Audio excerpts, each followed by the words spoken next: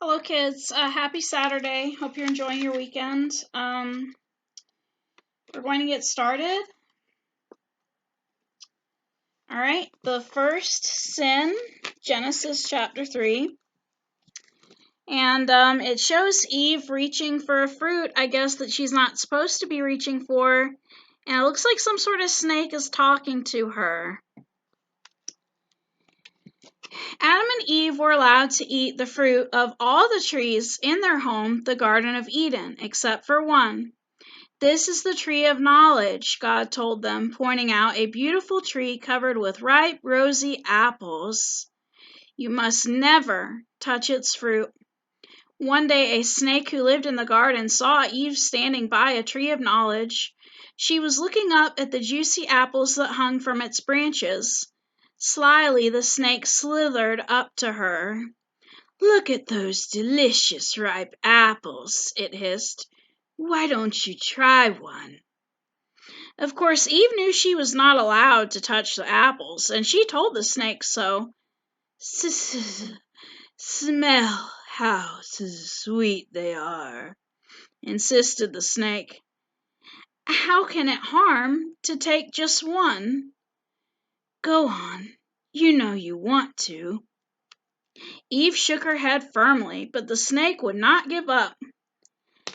"I know why God doesn't want you to eat the apples," it boasted. "If you do, they will give you the gift of knowledge. Then you will know everything He knows. You will know both good and evil." Eve looked up at the delicious fruit. She couldn't help wondering what it would be like to know all that God knew. Reaching out, she quickly picked a juicy-looking apple and took a big bite. Then she passed it on to Adam and encouraged him to take a bite too. From then on, things started to go wrong. That night, when God spoke to Adam and Eve, He knew what they had done. He was angry and told them to leave the garden forever. To make sure they couldn't return, God sent an angel to guard the entrance.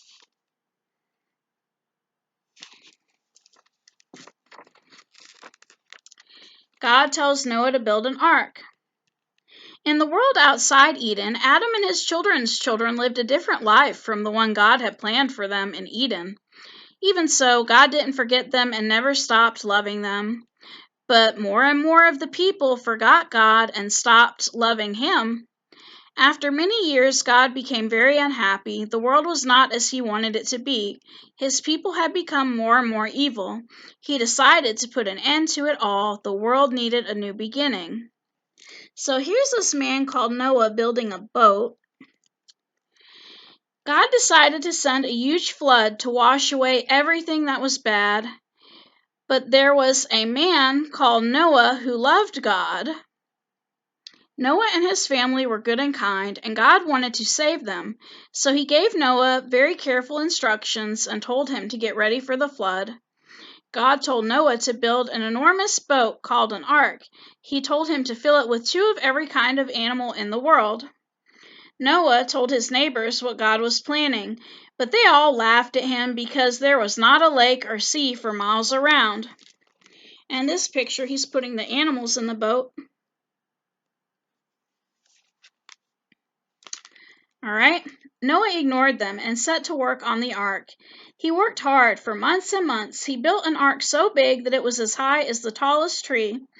When the ark was finished, Noah gathered together all the creatures as God had told him. The line of animals went on and on, but soon they were all safely on board. Then Noah loaded the ark with enough food to last for a long time. As soon as Noah, his wife, and the rest of his family were safely on board with the animals, God shut the door firmly behind them. All right. The next stories we're going to go over for Children's Church in the morning are the flood and God's promise. All right. So let's find a prayer. And this is a good prayer for food.